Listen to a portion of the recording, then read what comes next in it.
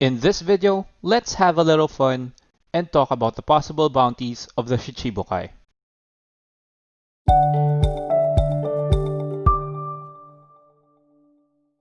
So, the Shichibukai system has been abolished, right? So it would be logical to assume that they are wanted men again. And women. Let's not forget about Hancock. Anyway, I think it's more than likely that they would get their bounties increased because of that, and especially the Shichibukai members that have been a part of the Shichibukai for so long. Bounties are a reflection of the overall threat level of any character to the world government, not just their combat prowess or combat strength. So now that these Shichibukai members, having been connected with the government for quite some time, I'm sure that the Marines and the government know them well. At least well enough that they know what these Shichibukai members could do and not do, what their abilities are, and I mean to an extent, right? Maybe not everything. And how much of a threat level that they pose to the government and to the world. So this video was based on the premise that each one of the Shichibukai would get their bounties increased. So let's start with Buggy. To my knowledge, Buggy's bounty has never increased since the start of the story. It was 15 million belly back then, and I don't ever recall it increasing. So after the Shichibukai system was abolished, I believe that the Marines would understand that Buggy is not a big threat combat-wise. But his followers are different. The sheer number of them and their considerable strength make it quite hard for any crew just to fight Buggy. So I think that might be the bigger reason, probably around 50% of the reason that Buggy could get a bounty of about 200 million belly. The other big reason, accounting for like 49% of it, would be that Buggy was a part of the Roger Pirates. The world government might think that he knows about the true history, One Piece, as well as the island that was erased from long ago, right? Along with the Void Century. So obviously, revealing that to anybody could mean trouble for Imu, the Gorosei, and the Celestial Dragons. That's why I estimate this kind of bounty to be placed on Buggy's head. Now, the remaining 1%, well, we could ask Hawkins for that. I think that that's gonna be filled by his ability to get others to help him, just like how Luffy does it, right? I do believe that the bounty of 200 million belly is just about right for Buggy. It's not too much in the sense that you still have to respect how he gathers people around him and that some of those folks are reasonably capable. And Buggy could even use his bounty to intimidate some ignorant or naive pirates along the way, making for some comedic relief. That bounty is also not too little in the sense that this bounty is still super rookie numbers. Even if Buggy is basically from the age of the dinosaurs, this is still a respectable amount.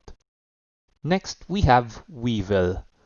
From this point, I'm gonna talk some serious numbers because I feel like each one of these characters really deserve it. Now, since Weevil has hurt innocent civilians before, destroyed cities, and erased 15 pirate crews, all of them are allies of Whitebeard, which is amazing. Bruh. Which to me only proves that Weevil is genuinely strong, and he deserves to have a big bounty increase. Now, I recall his bounty being around 500 million. I think it was 480 to be exact. That bounty was the amount he previously had. So I estimate that his bounty and overall threat level to increase to about 1.2 billion belly. Yeah, I think that would be a good, suitable amount for him.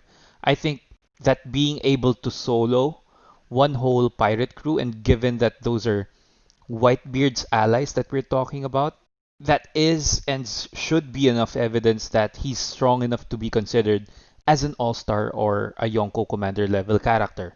Maybe even stronger, right? He might be Yonko level. We don't know yet for sure. But one thing is certain, he's strong. Add to that the fact that he leaves destruction everywhere he goes to. As long as it's part of Bakin's whims, it's done, right? It's set in stone. Yes, he might be lacking in the wits department, but he sure makes up for it with violence and strength. I have no doubts that he would be a handful for any character to fight with the way the Marines have approached Weevil. I wouldn't be surprised if Bakken and Weevil raise a few Marine bases and cities along their way to Sphinx, Whitebeard's island, or homeland. I'm also fairly certain that he's going to play a big part in the story after Wano, because Oda wouldn't introduce him the way he did if he had no plans for Weevil, right? But at the moment, I see him being fixated on getting Whitebeard's treasures. And other than that, the only thing I could see him doing that would have a massive impact on the story would be, well, joining Blackbeard's crew. Or maybe even Luffy's crew, but if he ever gets separated from Bakken, which is unlikely, it's still possible though. But this is why I believe that Weevil is going to get a higher bounty than we expect him to get. Maybe the 1.2 billion belly bounty is too high, but that was intentional because he drags in innocents and has caused so much trouble for the Marines already. Moving forward, let's talk waifu. Hancock is probably the most enigmatic Shichibukai in terms of power level. We all know that she's strong, and that's because even the top brass of the Marines respect her enough because of her combat strength. We never really saw her exert herself when she was dealing with captain level characters and above back in the war in Marineford. She was kinda like Mihawk, right? She wasn't struggling with anybody, even against pacifistas. They were actually one hit KO for Hancock, right? And during the war, I never really felt like she was showing us 50% of her full capability, which is why I think that her bounty of 80 million belly will go as high as 950 million belly. Because when I think about Hancock, I have the gut feel that she's a Yonko commander level character, just like Smoothie. Maybe she's even stronger than Smoothie. I don't know exactly, but I feel like it's a possibility. Also, I feel like if we're thinking of an actual range, I believe that the minimum bounty she'd get is around 700 million, and the maximum would be 1.1 billion. That's it, 700 million to 1.1 billion belly. That's her range. That's as high as I believe that she would go after the bounties are reintroduced. You might be thinking, why that high, right? Well, simply because she occasionally targets marine vessels and she takes the food from them and the valuables of the ship. So it would make sense for the world government to put a high bounty on Hancock because that could entice other stronger players to hunt her bounty. Meaning, the Marines would deal with her much quicker than they would, right? Regardless, I believe that a bounty of 950 million belly reflects her strength and undeniable threat level to the Marines, not necessarily the world government. Also, now that I think about it, the Marines could have learned about Hancock's previous involvement with the Celestial Dragons, or maybe just her hatred for them.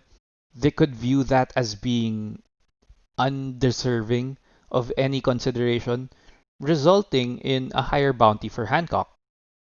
Lastly, we have what everybody's been waiting for, Mihawk. In his case, it's a bit different.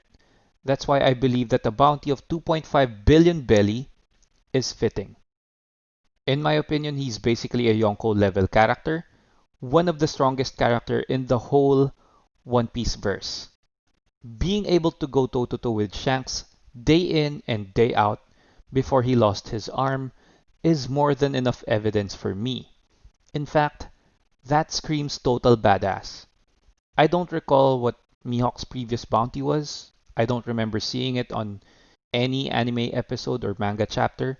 It would have been great to have a point of reference, but I'll go with my gut and stick with 2.5 billion belly. I actually think that it's a bit low, but that's part of why I considered that number, because that's borderline of a Yonko's bounty, right? Blackbeard has a bounty of 2.2 billion belly at the moment. I don't know the exact number, but still, 2.5 billion belly bounty for Mihawk makes so much sense to me. Because Mihawk is basically a loner. He doesn't really go out of his way to kill innocent civilians. We've never seen him do that. We've seen him chase down Krieg, but Krieg was a wanted man. It would make sense that he's more likely to visit great swordsmen just to entertain himself, or maybe hunt down other pirates to play with, maybe even give it to the government to get the bounty.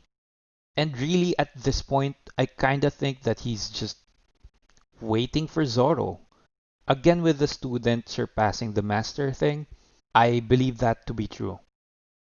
I remember that on one video interview, I heard of Michael Jordan, the NBA legend, saying that he wanted to be the king until he's not the king anymore. So that's how I feel like Mihawk is going to approach his role in the story. He's going to do whatever he can to maintain his position as the strongest swordsman in the world for as long as possible until he's not, right? Until he's unable to rise up and compete as the strongest swordsman in the world anymore. He would like to have someone surpass him, then he would say, he had his time, you better enjoy yours.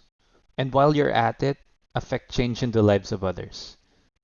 No, probably not something Mihawk would say. I really don't know about that last one. And yes, I'm saying that Mihawk might tell Zoro something along the lines of that statement after Zoro takes the crown of the strongest swordsman in the world. Anyway, that's all for today's video. I hope you enjoyed it. Crush like if you did, as if you were Mihawk, crushing all the other swordsmen of the world. Comment down below what you think about the Shichibukai members' bounties, what it could be, and a short reason why would be great. Subscribe to the channel so it could grow, and I could provide you with more One Piece content. So, as always, stay safe, peace.